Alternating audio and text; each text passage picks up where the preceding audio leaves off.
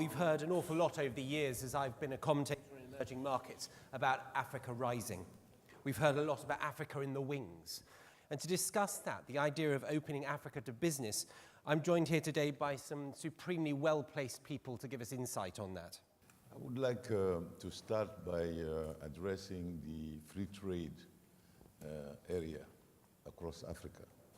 I think that will have a very big impact in a very near future. On top of that, to say that we are seeing a tremendous amount of reform on doing business across the continent.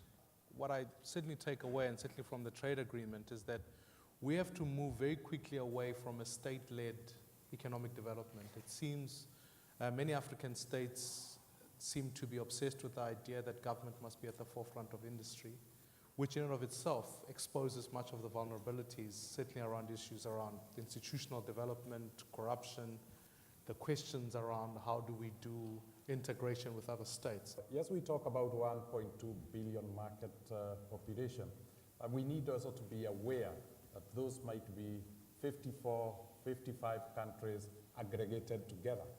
And I would like to pose the question, has time come for us not to focus on the African picture, but focus on well-performing countries that become centers of excellence that can inspire the rest of the countries?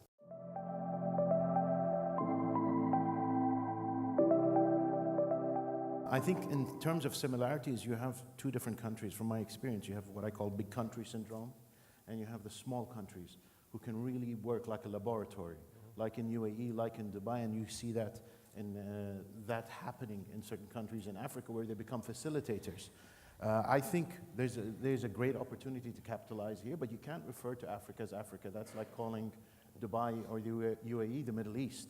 It's a very broad brush. People always say that, but it's very important to travel and distinguish each country and each incentive it has, each driver that it has for investors.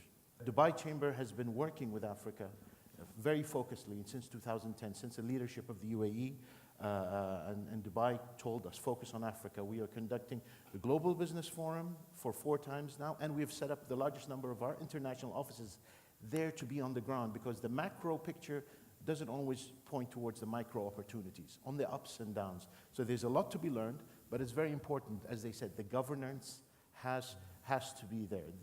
There are ups and downs, but there has to be general stability there for investors. And I think Dubai can play a very pivotal role, as you've seen in Ethiopia, as well as the relationship between Ethiopia and Eritrea that's now looking very positive. Absolutely.